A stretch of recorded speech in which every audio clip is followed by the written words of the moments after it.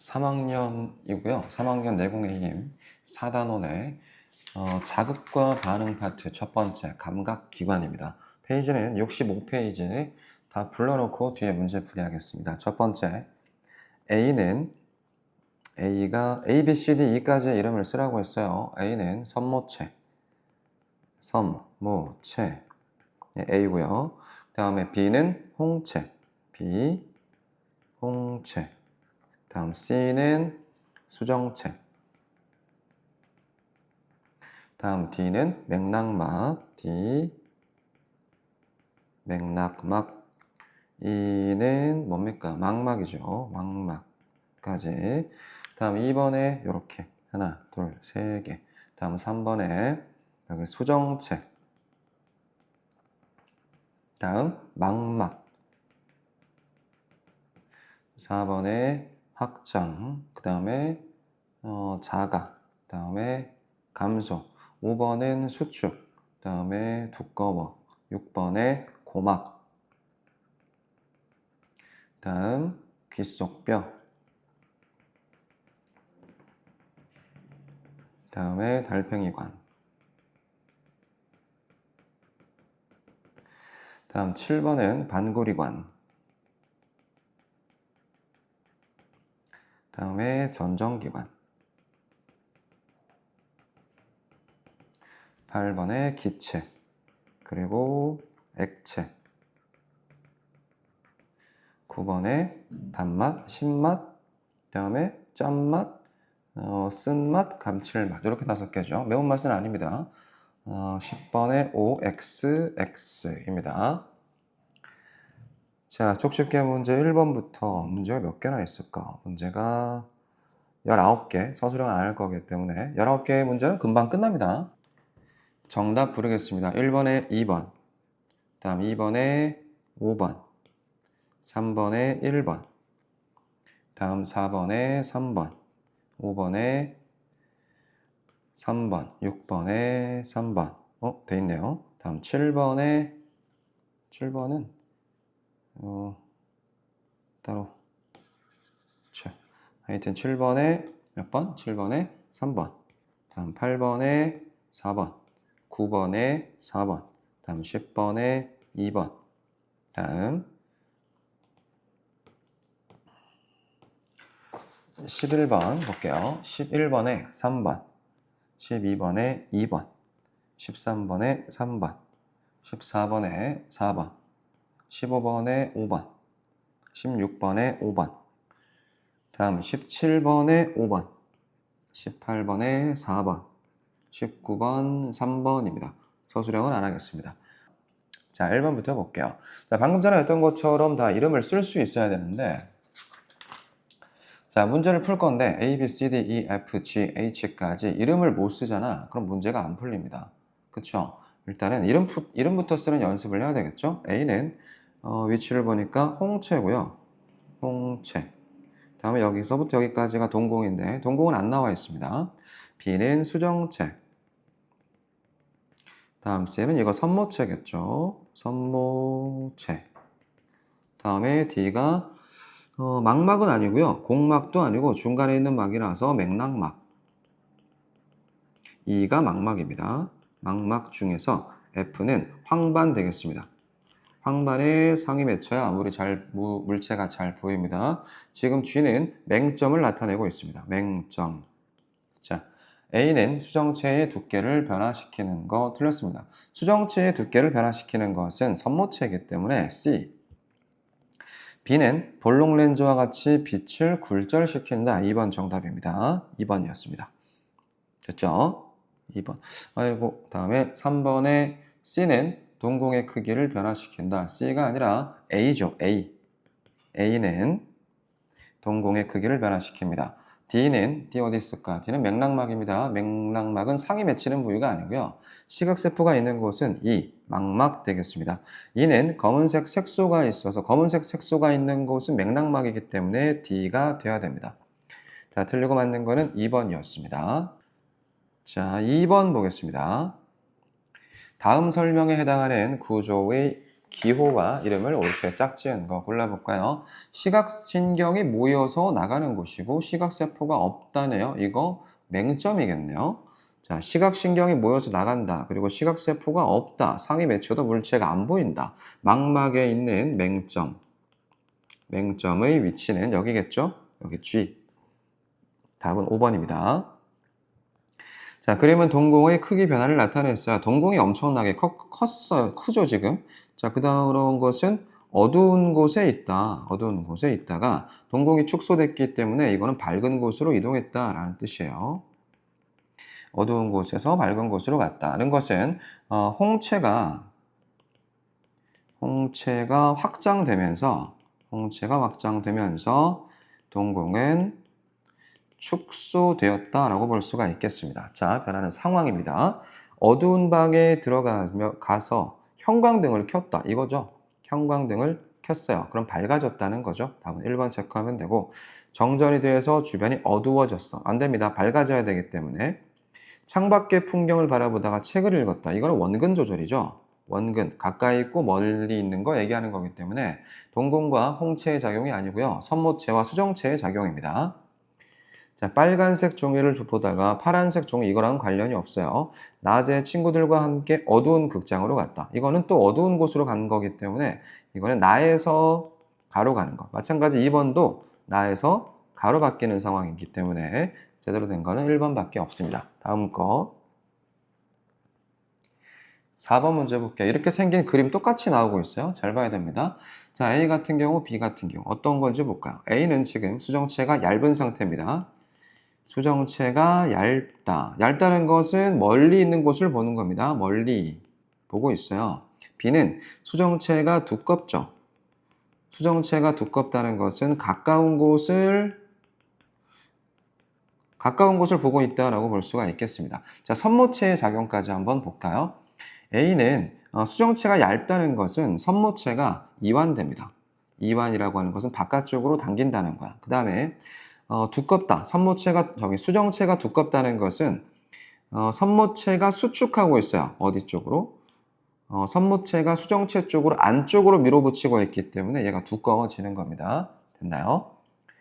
자, 두께가 A에서 B로 변했다고 하는 것은 얇았다가 두꺼워졌어요. 그러면 멀리 있는 곳을 보다가 가까이 있는 곳을 보게 된다는 겁니다. 됐죠? 자, 그러면 선모체가 수축되면서 선모체 수축되면서 수정체는 두꺼워진다. 자, 내용 볼까요? 옳은 거 선모체 이완 아니고 선모체는 수축. 가까운 곳을 보다가 먼 곳을 본다. 틀렸어요. 멀리 있는 곳을 보다가 가까운 곳을 보게 됩니다.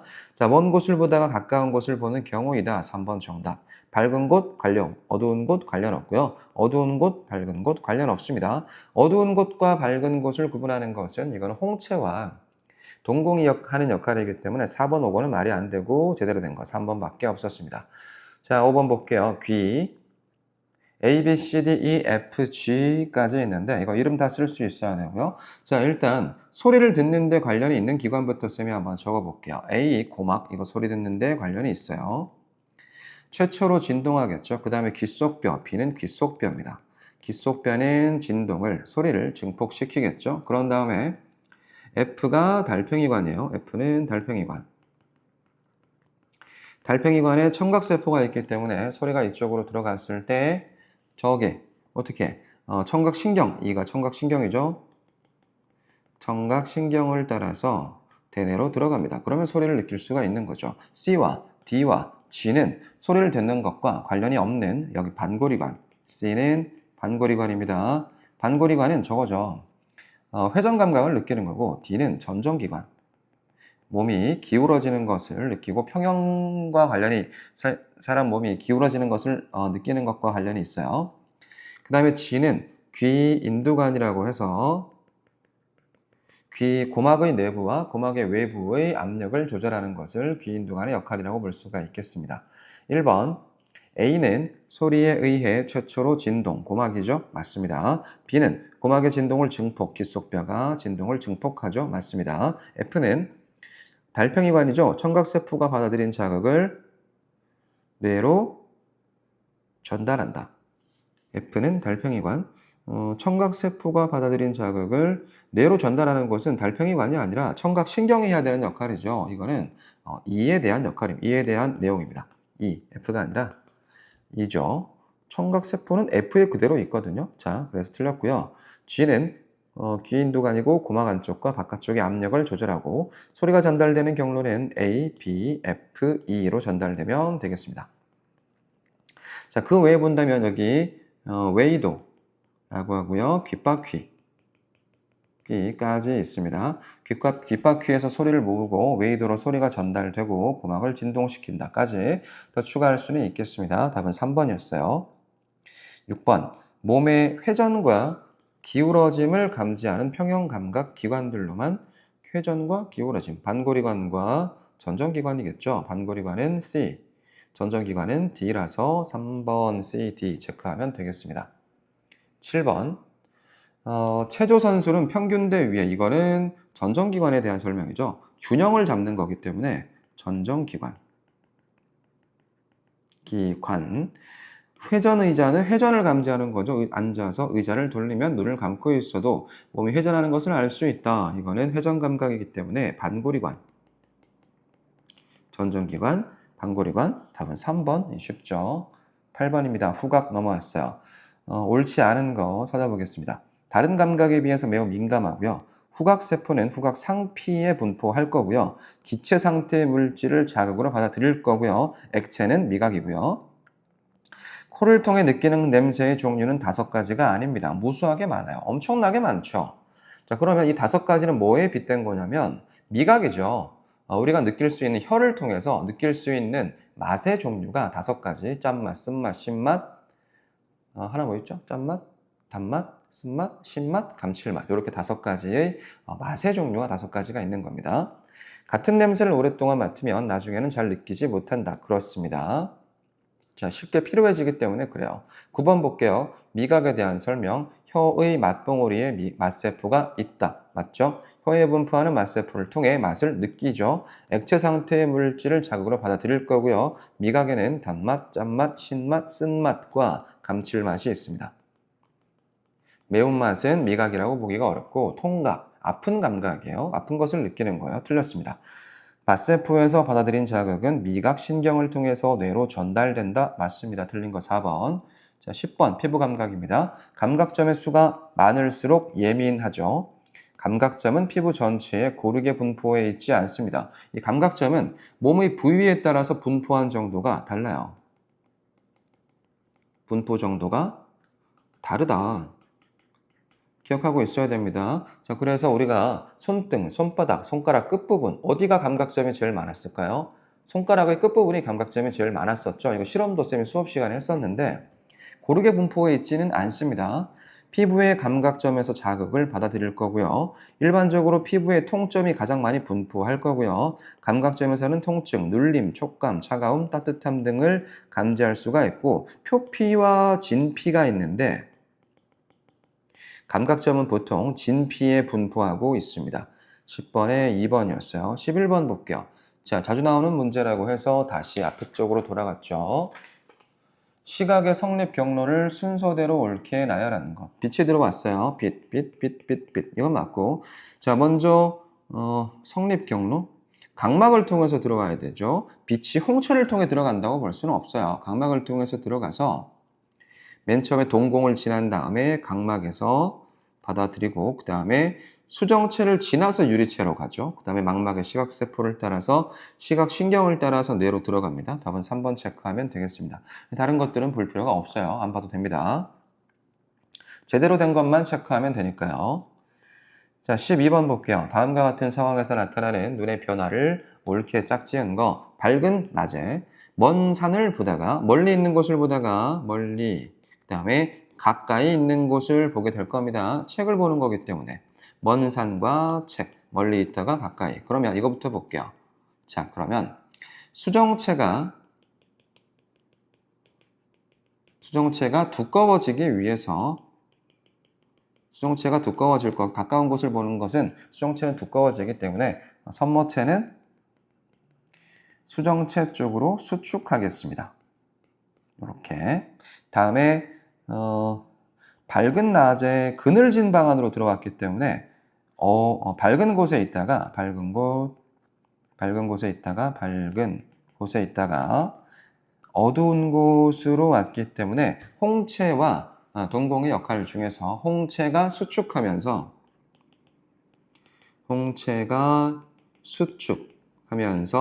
동공이 확장될 겁니다.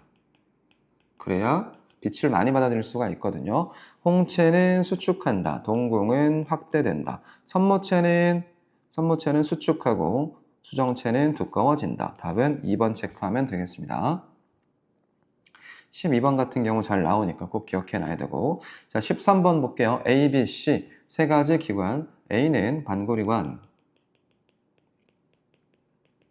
B는 전정기관, C는 달팽이관 중에서 소리를 받아들이는 기관은 C밖에 없어요. 달팽이관에 청각세포가 들어있습니다. 자, A는 반고리관 맞고 A는 몸에 회전하는 것을 느낄 거고 B에서 받아들인 자극은 청각신경 틀렸습니다. 평형감각신경이라고 하는 곳을 따라서 대뇌로 들어갑니다. C는 어디 있어? 달팽이관이죠. 청각세포가 있기 때문에 소리 자극을 받아들일 수가 있다. 그렇죠. 승강기를 탔을 때 몸의 움직임을 느끼는 것은 균형을 잡는 거죠. 회전이 아니고요. 승강기가 이렇게 막 기우뚱 하는 거기 때문에 평형감각기관이 작용을 하는 거고 전정기관 B와 관계가 있다. 맞습니다. 틀린 거는 3번이었어요. 다음 14번 볼게요.